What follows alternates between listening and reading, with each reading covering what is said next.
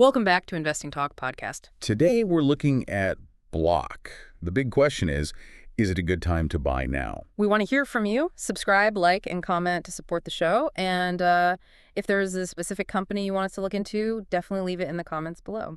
So let's get into the analysis of Block. To really understand the opportunity here, you kind of have to look past just the stock symbol. Right. You need to see the structure of the company. It's running on these two really powerful engines, right? Square for merchants, and then the very sticky Cash App for consumers. That duality seems key. It's absolutely central to their fundamental strength. And what's interesting, I think, is how the numbers really show these two systems working together. We saw some strong financials recently. Yeah. Revenue for 2024, what was it? $24.18 billion. That's up like 10% from the year before. A solid jump. And profitability, too. The trailing 12 months EPS, that's TTM EPS, looking really strong. $4.85 as of mid-2025. And that TTM EPS figure, that's important because it shows, sustained earning power. But the real story here isn't just the growth numbers themselves. Right. It's the operational synergy. The real engine, the thing that makes Block so, formidable, is this kind of virtuous cycle they've built. The flywheel, they call it. The flywheel. Explain that a bit. So Cash App basically acts as this huge, really low-cost way to get customers. It funnels all these new digitally savvy users and even tiny merchants straight into the Square ecosystem.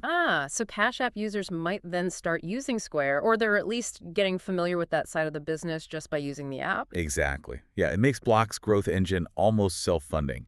Yeah. And it's incredibly hard for competitors to copy because, they just don't have that massive consumer funnel built in. Right. That makes sense. And what's really compelling is that this isn't just, looking backwards. Management just raised its earnings guidance. That happened right after those strong Q2 results came out. Okay, so they're feeling confident.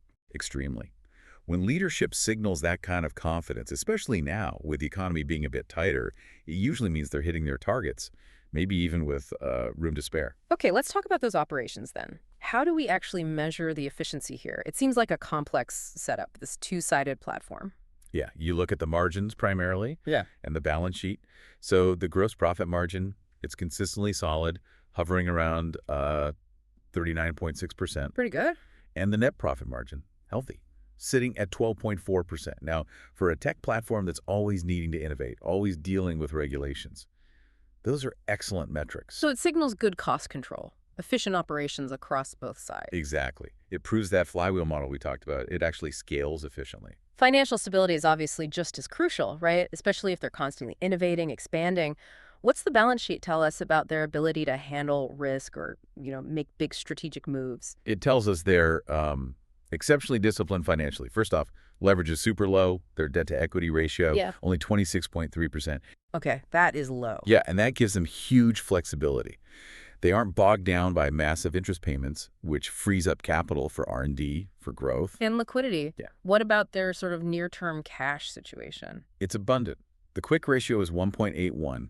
Just for context, usually a ratio of 1.0 is seen as safe. So they have almost double the easily accessible cash compared to their short-term debts. Precisely. That's the kind of financial firepower you need to fund that constant innovation, the blockchain stuff, pushing into new countries without having to dilute shareholders or borrow heavily. Okay, so fundamentals look solid, structurally sound, financially disciplined. Let's pivot to the market side.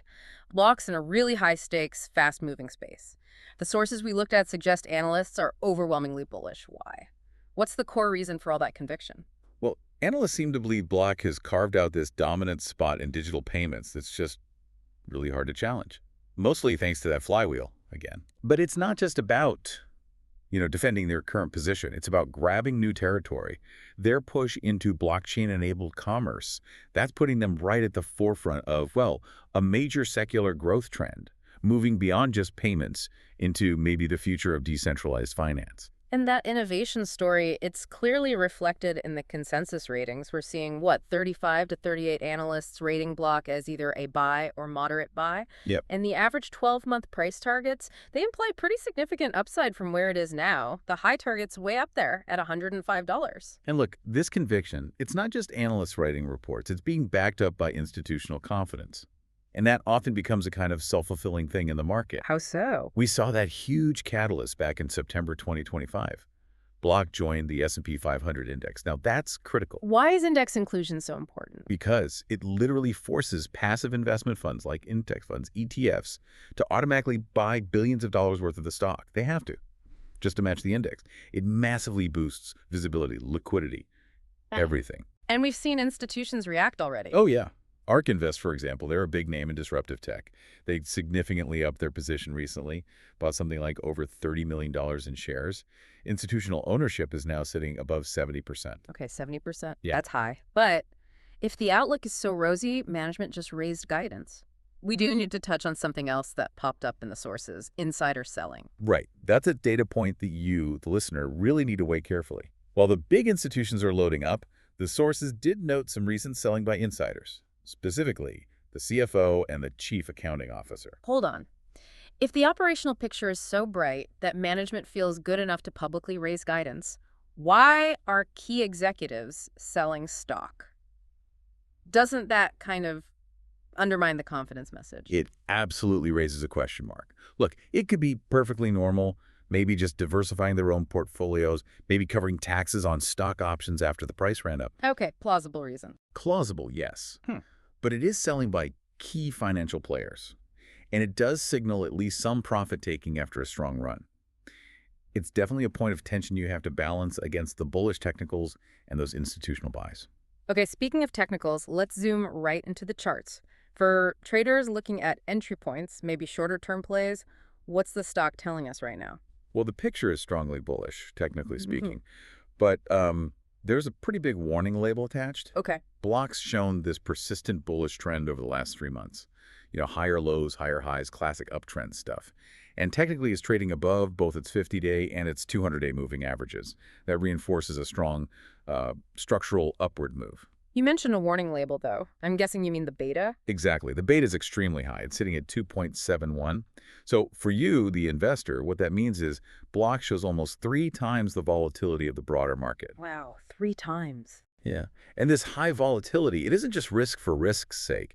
It's kind of the structural price you pay for holding a leader in a sector like fintech and decentralized finance that's evolving so rapidly. So bigger swings both ways. Absolutely. When the market rallies, Block often flies higher, but when the market pulls back, Block tends to get hit harder.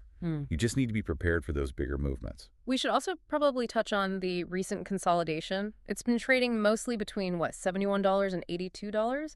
And it seems to have settled above $79 lately. What does that quiet period suggest? It kind of suggests stable accumulation is happening, like the stock's catching its breath after the run-up, building a base before its next potential leg higher. And if you look at the momentum indicators, Yeah. the RSI, Relative Strength Index, it looks constructive. Constructive how? It's sitting in the bullish range, sort of 55 to 65. Okay, translate that for us. What does 55-65 on the RSI actually mean in plain English? Think of it like, well, 65 is kind of like pressing the gas pedal pretty hard. It shows strong momentum, the car's moving fast, but you still have room before the market thinks it's going too fast, before it might slam on the brakes around 70 or higher. So strong, but not necessarily overheated yet. Exactly. And similarly, the MCD indicator, moving average convergence divergence, that's positive too. It also signals that upward momentum is still likely in play. Okay, so fundamentals look great. Institutions seem to be buying. The chart's bullish if you can handle that high beta risk. What are the immediate triggers? What could really move the price in the next few months? All right, the single biggest near-term event, the one everyone is watching, is the Q3 2025 earnings report that's scheduled for November 7th. Given they already raised guidance. Right. So if they manage to beat even those already raised expectations, well, that could be a major upside catalyst. It could force a really rapid re-rating of the stock price. So November 7th is the big immediate test. Are there other maybe secondary catalysts coming up soon that could keep the momentum going? Oh, definitely. There's the S&P 500 ETF quarterly rebalance. That happens November 29th. That could drive more of those forced institutional buys we mentioned earlier. Okay.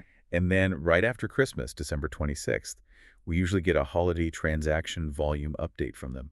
That gives really crucial, almost real-time insight into how Cash App adoption is going, how Square merchant volume looks. Yeah. Basically a sneak peek into Q4.